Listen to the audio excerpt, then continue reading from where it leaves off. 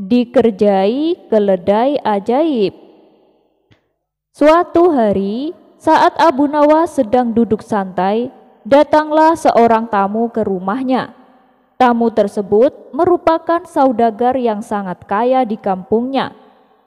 "Wahai Abu Nawas, aku ada pekerjaan untukmu," kata saudagar itu. "Pekerjaan apa, Tuan?" tanya Abu Nawas. "Begini Abu Nawas, aku mau membeli 9 ekor keledai. Nah, nanti kamu yang mengantar keledai tersebut ke rumahku." "Oh, itu sih pekerjaan mudah, Tuan. Ayo kita berangkat sekarang," balas Abu Nawas. Maka mereka berdua pun pergi ke pasar hewan untuk membeli 9 ekor keledai.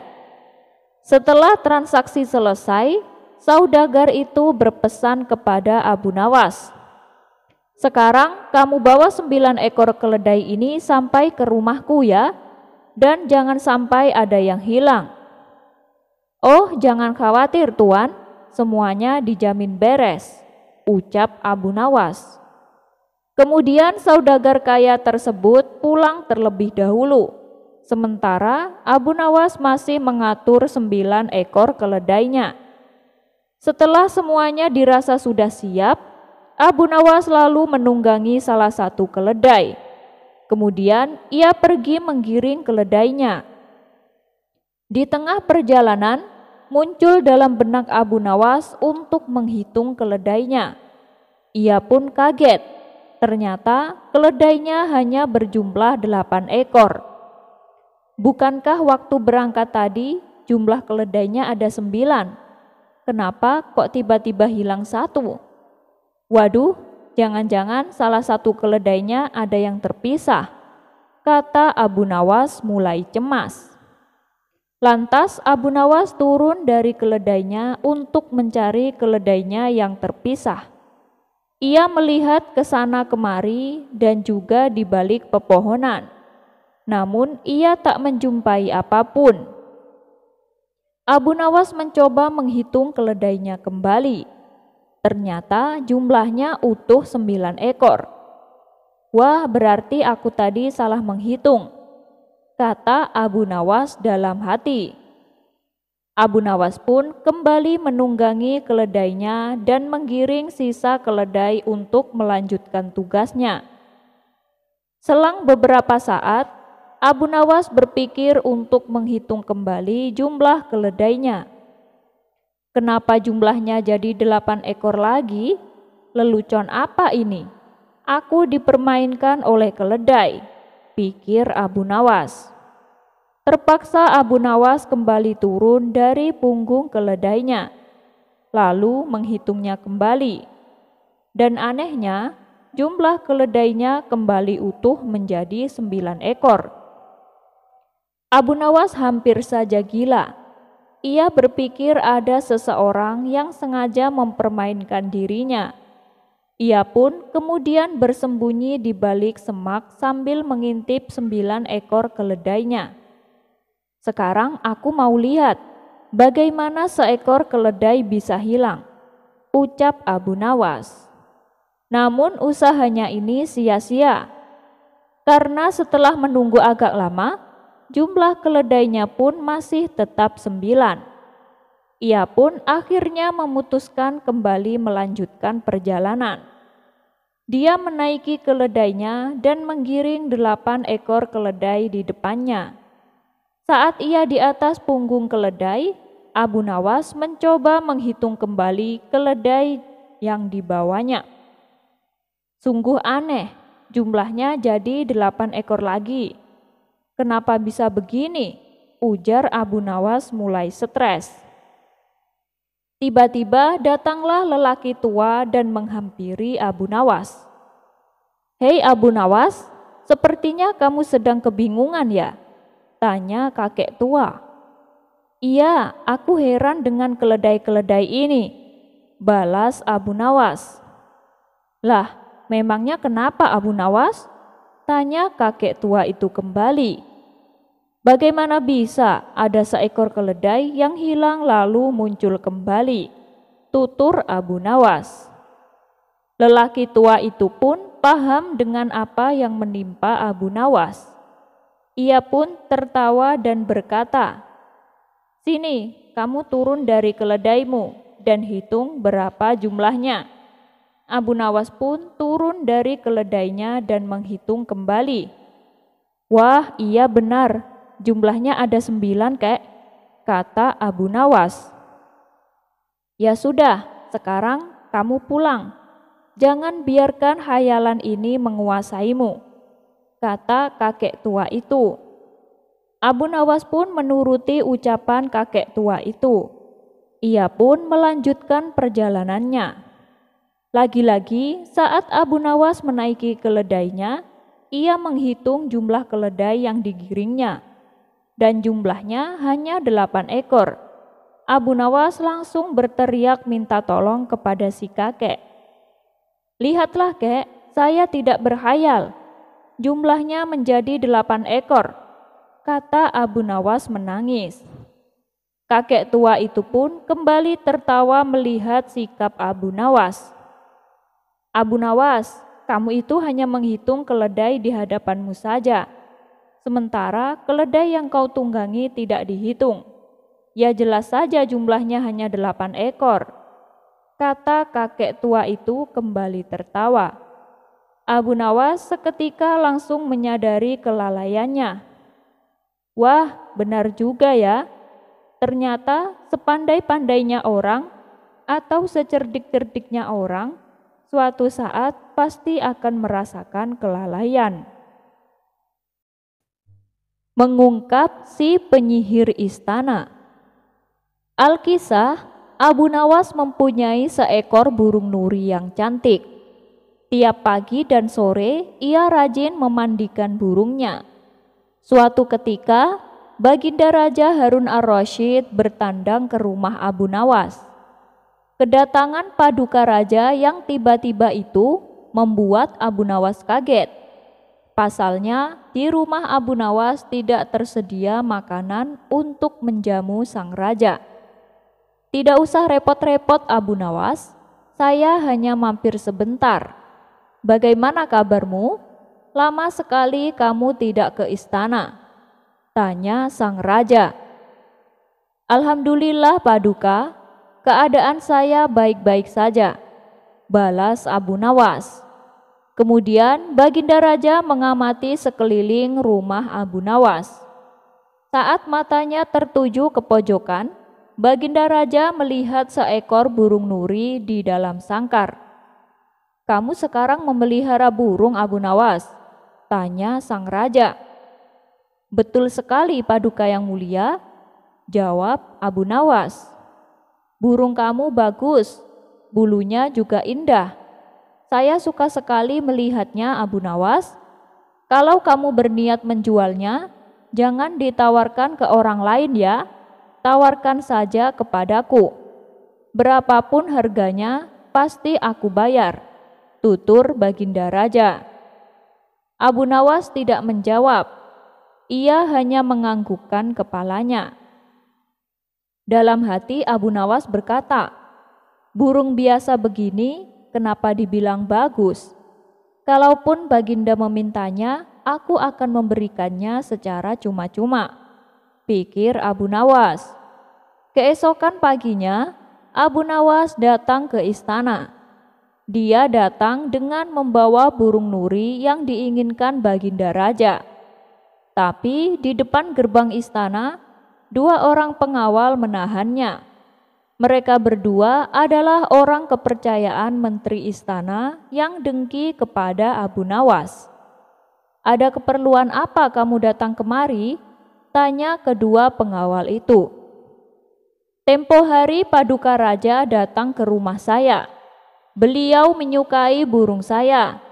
Oleh sebab itu, saya ingin memberikan burung ini kepada Baginda Raja," jawab Abu Nawas. "Tinggalkan saja burung jelek itu di sini. Biar aku yang menyerahkannya kepada Baginda Raja," perintah kedua prajurit penjaga gerbang. Abu Nawas pun menuruti apa yang diperintahkan. Dalam situasi seperti ini, ia tidak mungkin melawan kedua pengawal penjaga gerbang itu. Penjaga gerbang itu lalu menukar burung Abu Nawas dengan burung gereja. Setelah itu diserahkan kepada Baginda Raja. Paduka yang mulia, ini ada titipan burung dari Abu Nawas, kata kedua pengawal. Mulanya Baginda Raja senang bukan kepalang saat menerima hadiah burung dari Abu Nawas. Tapi ketika melihat hadiahnya dibuka, mendadak Baginda Raja berubah menjadi emosi. Kurang ajar Abu Nawas, kata sang raja geram. Baginda Raja merasa terhina dengan perbuatan Abu Nawas. Sebab burung nuri yang diharapkan, tapi burung gereja yang dikirimkan. Sang menteri yang dengki kepada Abu Nawas tersenyum puas melihat kinerja anak buahnya. Kamu pasti akan kena hukuman Abu Nawas, ujar sang menteri dalam hati. Tanpa menunggu lama, saat itu juga Baginda Raja mendatangi rumah Abu Nawas. Hei Abu Nawas, kalau kamu keberatan menjual burung nurimu kepadaku, aku tidak masalah. Tapi jangan kau kirim burung gereja ke istana.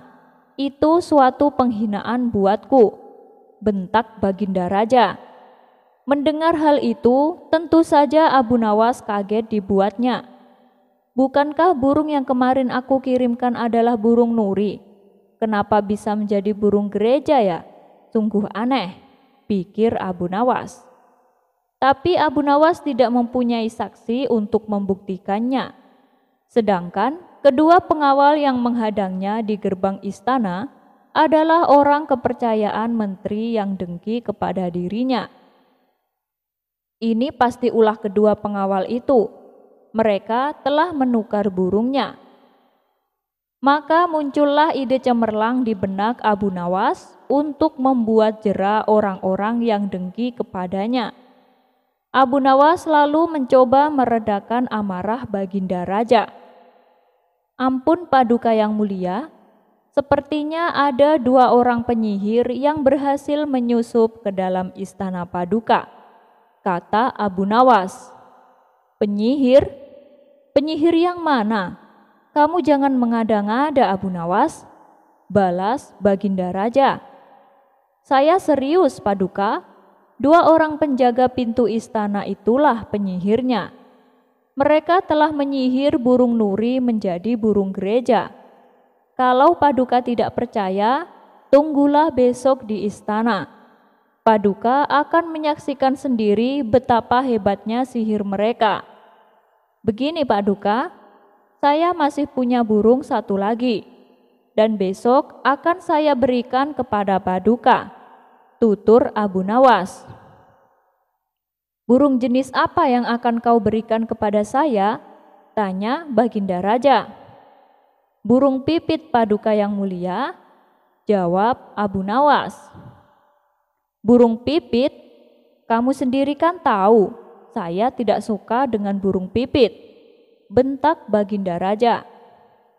Sabar dulu Paduka yang mulia, besok pagi saya akan ke istana membawa burung pipit. Nanti bisa disihir menjadi burung nuri oleh kedua pengawal yang menjaga pintu istana, sahut Abu Nawas. Esok harinya, pagi-pagi sekali Abu Nawas sudah tiba di istana. Ia datang dengan membawa burung pipit di tangannya. Di depan gerbang, lagi-lagi Abu Nawas dicegat oleh kedua pengawal yang merupakan suruhan menteri yang dengki kepadanya. Ada perlu apa lagi kau datang ke sini? Baginda Raja sedang tidak menerima tamu, hardik kedua pengawal. Maaf, kemarin aku keliru. Aku sebenarnya akan memberikan burung pipit ini kepada Paduka, tapi aku malah memberinya burung nuri. Baginda Raja pasti sangat marah kepadaku. Semua orang tahu kalau Baginda Raja sangat membenci burung nuri. Karena dulu ia pernah tersesat di hutan gara-gara burung nuri sialan itu, kata Abu Nawas menjelaskan. taruh saja di situ, biar nanti kami yang menyerahkannya kepada Paduka. Perintah kedua pengawal tersebut. Kedua pengawal itu lalu memberitahu sang menteri perihal burung pipit titipan Abu Nawas. Karena terpengaruh dengan jebakan Abu Nawas, sang menteri segera menyuruh kedua pengawal itu untuk menukarnya dengan burung nuri. Kali ini Abu Nawas pasti akan mendapat hukuman lebih berat, kata sang menteri dalam hati penuh kegirangan. Kedua pengawal anak buah sang menteri lalu menghadap Baginda Raja untuk memberikan burung nuri. Paduka yang mulia, ini ada kiriman burung nuri dari Abu Nawas, ucap salah satu pengawal. Baginda Raja sontak terperangah kaget. Ternyata benar apa yang dikatakan Abu Nawas.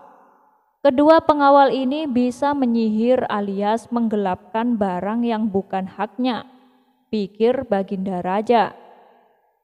Ini burung nurinya, lalu mana burung pipitnya? Sindir Baginda Raja. Mendengar itu, kedua wajah pengawal mendadak pucat pasi.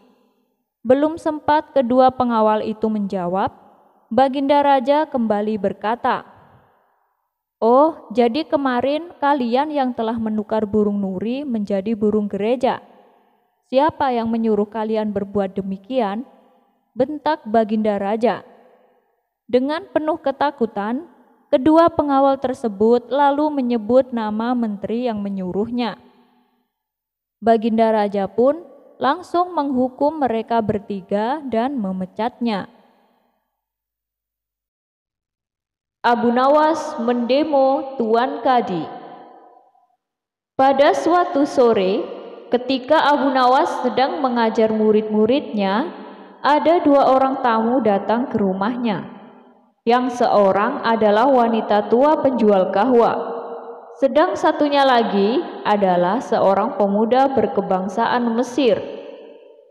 Wanita tua itu berkata beberapa patah kata, kemudian diteruskan dengan si pemuda Mesir.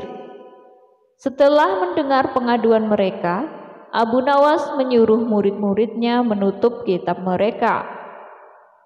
"Sekarang pulanglah kalian.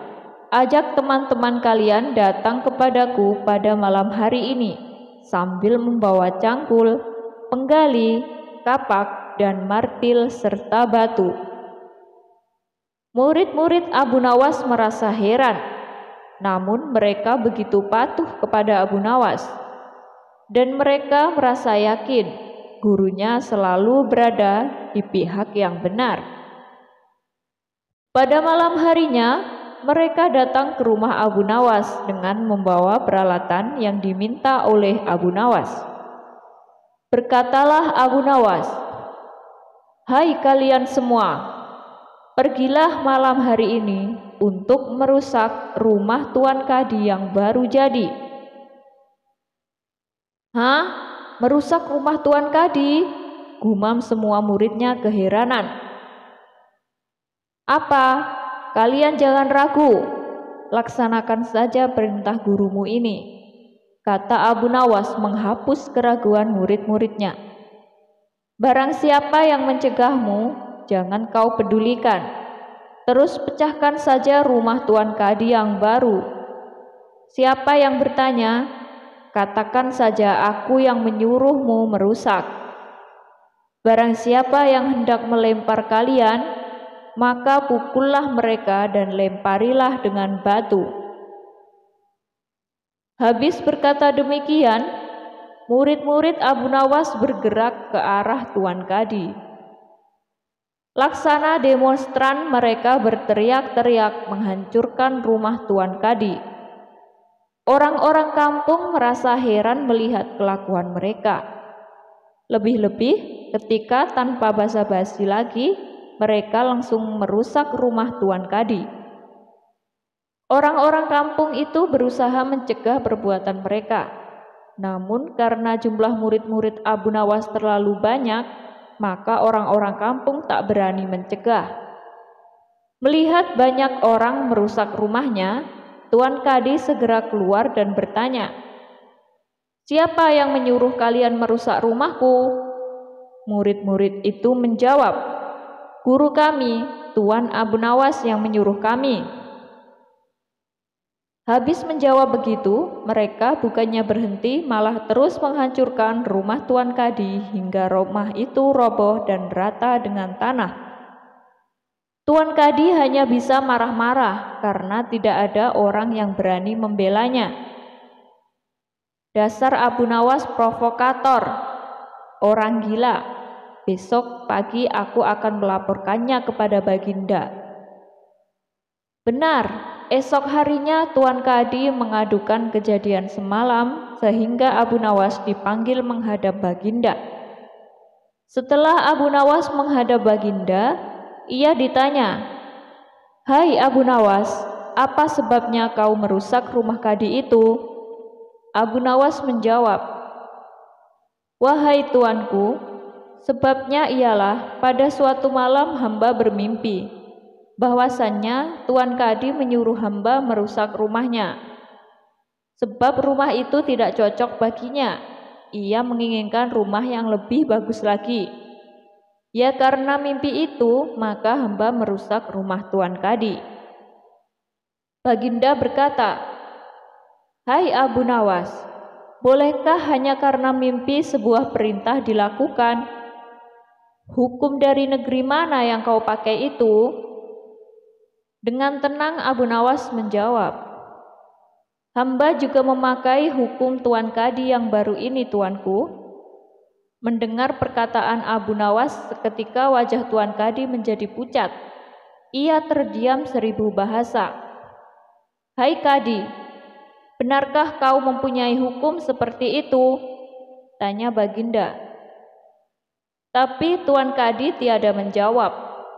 Wajahnya nampak pucat. Tubuhnya gemetaran karena takut. "Abu Nawas, jangan membuatku pusing. Jelaskan kenapa ada peristiwa seperti ini," perintah Baginda. "Baiklah," Abu Nawas tetap tenang. "Baginda, beberapa hari yang lalu ada seorang pemuda Mesir datang ke negeri Baghdad ini untuk berdagang sambil membawa harta yang banyak sekali. Pada suatu malam, ia bermimpi kawin dengan anak Tuan Kadi dengan mahar sekian banyak." "Ini hanya mimpi, Baginda." Tetapi Tuan Kadi yang mendengar kabar itu langsung mendatangi si pemuda Mesir dan meminta mahar anaknya. Tentu saja pemuda Mesir itu tak mau membayar mahar hanya karena mimpi. Nah, disinilah terlihat arogansi Tuan Kadi. Ia ternyata merampas semua harta benda milik pemuda Mesir, sehingga pemuda itu menjadi seorang pengemis gelandangan dan akhirnya ditolong oleh wanita tua penjual kahwa. Baginda terkejut mendengar penuturan Abu Nawas, tapi masih belum percaya 100%. Maka ia memerintahkan Abu Nawas agar memanggil si pemuda Mesir. Pemuda Mesir itu memang sengaja disuruh Abu Nawas menunggu di depan istana. Jadi mudah saja bagi Abu Nawas memanggil pemuda itu ke hadapan Baginda. Berkata Baginda Raja, "Hai anak Mesir, ceritakanlah ihwal dirimu sejak engkau datang ke negeri ini." Ternyata cerita pemuda Mesir itu sama dengan cerita Abu Nawas. Bahkan pemuda itu juga membawa saksi, yaitu Pak Tua pemilik tempat kos dia menginap. "Kurang ajar, ternyata aku telah mengangkat seorang kadi yang bejat moralnya." Baginda sangat murka. Kadi yang baru itu dipecat dan seluruh harta bendanya dirampas dan diberikan kepada si pemuda Mesir. Setelah perkara selesai, kembalilah si pemuda Mesir itu dengan Abu Nawas pulang ke rumahnya. Pemuda Mesir itu hendak membalas kebaikan Abu Nawas. Berkata Abu Nawas, "Janganlah engkau memberiku barang sesuatu pun kepadaku. Aku tidak akan menerimanya sedikit pun juga." Pemuda Mesir itu benar-benar mengagumi Abu Nawas. Ketika ia kembali ke negeri Mesir, ia menceritakan tentang kehebatan Abu Nawas itu kepada penduduk Mesir, sehingga nama Abu Nawas menjadi sangat terkenal. Kena tipu. Karena kesulitan uang, Abu Nawas memutuskan untuk menjual keledai kesayangannya. Keledai itu merupakan kendaraan Abu Nawas satu-satunya. Sebenarnya ia tidak tega untuk menjualnya, tetapi keluarga Abu Nawas amat membutuhkan uang, dan istrinya pun setuju. Keesokan harinya, Abu Nawas membawa keledai ke pasar. Abu Nawas tidak tahu kalau ada sekelompok pencuri yang terdiri dari 4 orang telah mengetahui keadaan dan rencana Abu Nawas. Mereka sepakat akan memperdaya Abu Nawas. Rencana pun mulai mereka susun. Ketika Abu Nawas beristirahat di bawah pohon, salah seorang mereka mendekat dan berkata, "Apakah engkau akan menjual kambingmu?" Tentu saja Abu Nawas terperanjat mendengar pertanyaan yang begitu tiba-tiba. "Ini bukan kambing," kata Abu Nawas.